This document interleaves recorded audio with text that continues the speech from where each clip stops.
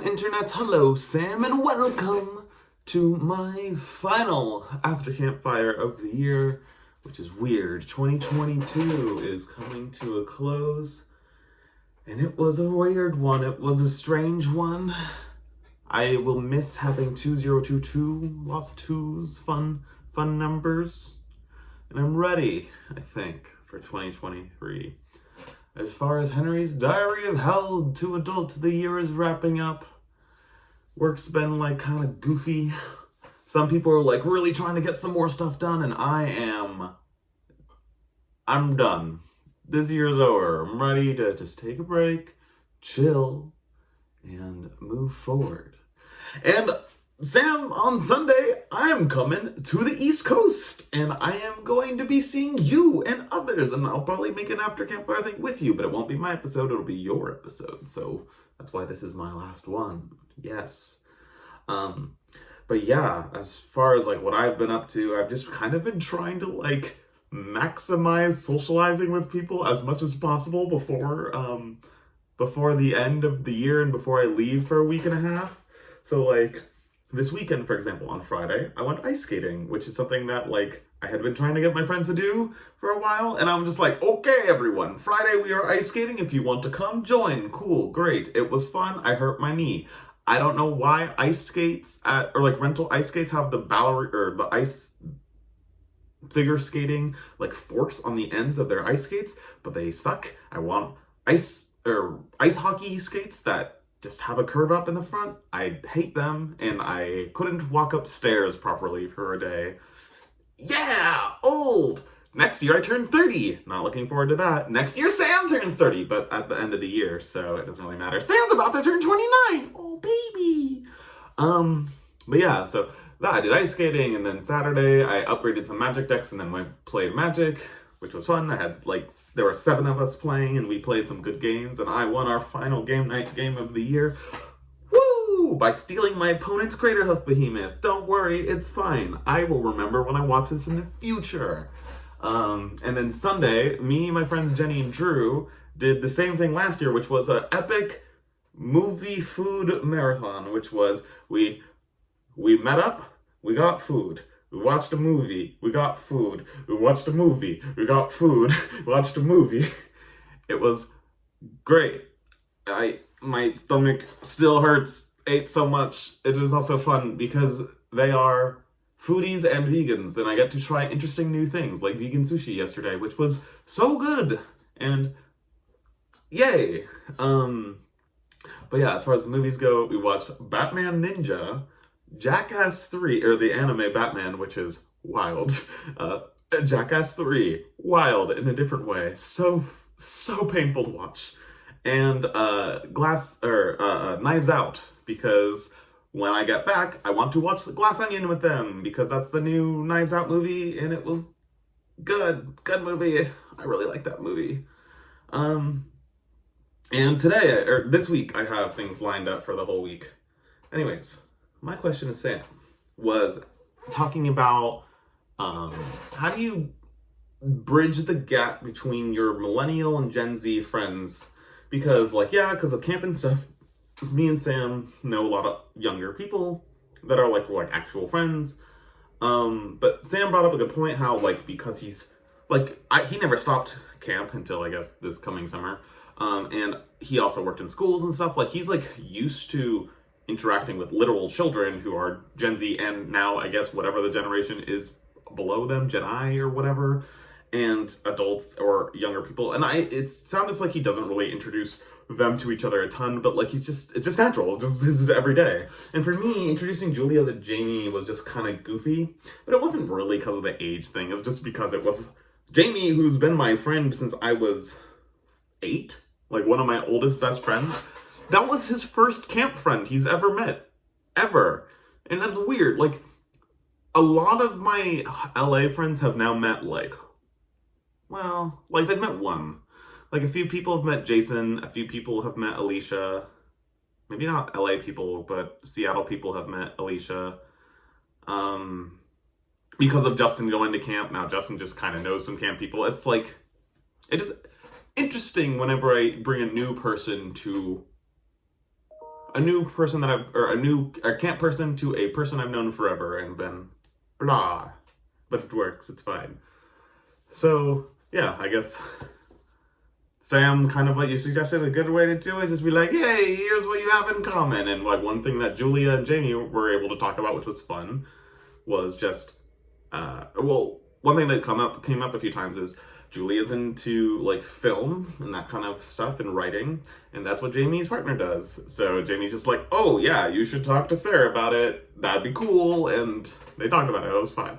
Or just talk about like old stuff for when like I was a kid and stuff like that. And Jamie's like stories about when I was at camp, because Jamie's kind of funny because I've talked to him about camp. He's one of the few people that like I was like still like really close to back then when I was like a camper at camp, not a staff member at camp, because it's different stories, different types of stories from when I was staff. Sam, you asked about your new office and what you should get for it, and kind of saying like what. Convert the question for me. So basically, let's talk about my office a little bit. We're in my office. Hello. I've definitely shown my office a little bit, but it's been changed a little bit. Like I have my Rubik's Cubes and other things over there. My old couch is in here. It's a mess right now because there's a lot of things in my house. But yeah, I have extra monitors, and I have my personal laptop and my work laptop, and my personal laptop's extra monitor here. I have spinny chair, and Sam, because you talked about me being a hoarder, I don't know if that's exactly an accurate description. Games. So many Magic cards, but other games like Keyforge. A lot of Magic cards. And what's funny that he brought up he brought up two funny things. The idea that I'm very anal about where my things are, even though I've shown that there are messes in here. Cleaning. I have a place for things. Well, actually, I need to rearrange things. But it's so much effort. Like Sam said, like sometimes I just want to spend days working on a cleaning project, and that's like a bit of an exaggeration, but like, oh, I'm so overdue. It's becoming a mess. That's the problem with me. Like, I don't view myself really as a hoarder, but yes, I do collect Magic cards and some other card games. But like, hey, they're all in the closet. It's fine, except they're not. Some are piling up on tables around my place, and I need to fix that. But as that brief little spin around my office goes to show. Also, Sam, I do go into the office once a week, and I've been doing that all year. I guess we just haven't talked about that. There's three critical things. So you need to be comfortable, it needs to be functional, and it needs to be for your sake, because you're doing an actual office where it's public and people will presumably like be in your space, and I assume you're gonna have like appointments of some sort. When we hang out, you'll explain what your new role really is. You need to fulfill those few things. So like for me, rotating rolly chair is critical. I don't know why. I mean, I've always had one, like even though I had like a carpeted floor in my bedroom when I was a kid, so it didn't really roll too much, but like it's very important for me for that. So like make sure you're comfortable in your space. So whatever kind of chair that is, important. Make sure that whatever devices you're using, like keyboards and stuff, you don't get carpal tunnel, you are comfortable, like arms wise and stuff. I know when I am at my desk, like especially in my old job, I used to get like carpal tunnel issues, and what I did is like instead of using a mouse, I had a pen tablet thing, so like my wrist wouldn't get so screwy. So if you need something like that, keep that in mind. You might be doing more desk work now, I'm not exactly sure. So yeah, make sure you're comfortable. So like, if you have to spend a little bit more money on a better mouse, for example, if you have to buy your own supplies like that, if you want to, I'm sure they provide something. Make sure you get something worth it. It will do wonders in the long run. The next thing, again, so comfort and then utility. So I am a big proponent of extra monitors. I imagine you don't need what I have at all, but you should at least have like one extra one. So if you're using a laptop and an extra monitor, that'll be nice. It's nice to have two things together, so make sure you have that. and make sure you have things accessible, like if you need like your like a little one of those cups that has like pens and pencils and everything, sticky notes. I imagine that you might do well with having a little like supply workstation thing in the corner, so it's always there, especially for sticky notes for you. Because like I used to do what you did with like sticky notes to remind myself of what I did in college. So like what I did is like any sticky note on my desk is a task that needs to be complete. I just don't use it as routinely as you, and I haven't done that I don't do that anymore, especially now that my office isn't my room, in my bedroom, like in college. And the last thing is that you are going to be public facing in this office. So same thing for you being comfortable. Make sure that you have a comfortable and welcoming environment for your and people coming in. So I don't know exactly what that looks like. So like in my office in Amazon, I don't really, because I only go in once a week, I have no reason to like really commit to like anything nice. And also because of that, we've never been like promised that our desks are really our desks and that they're more the share, which I don't like. It makes sense, I'm only there once a week, or usually, but like I don't want to leave things if it's not mine, because I don't have an office. It's just a desk in a group of desks. But I don't know, I feel like you like having like mini examples of the things that are important to you, just like little album, or like an album, like a little like a mini record player, like cute little things that like show who you are, might be kind of fun, or like a mini typewriter.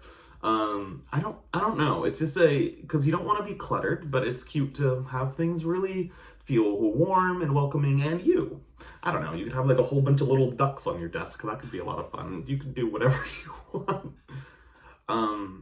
Yeah, but that whole question is really a big thing that I've been thinking about, like how to decorate and everything right now, because I know I've talked to you about this, Sam, and I'm pretty sure we talked about it on After Campfire, about making myself and my place more not blank. And I was gonna start working with an interior designer, and I like had a reference for one, but then Jamie, the friend I mentioned before, he had mentioned, and like Jamie, like I know his family all super well because I grew up with them. I was at his house all the time. Turns out his little sister, who's like just like a year younger than us, getting into interior design. So I'm gonna have a meeting with her. And we're gonna talk about like how to upgrade my living room and things to do. So Sam, tell me about your ideal living room. Like, if you were me, would you like totally repaint the walls? Like the only thing that's set in stone in that room is that couch. And I'm sure I've been making videos on that couch many times. Just a big gray couch is really nice. Everything else can go. Well, not the TV, but like furniture can go. I have no plans. What is your ideal living room? Any suggestions for me? Bye, Happy New Year!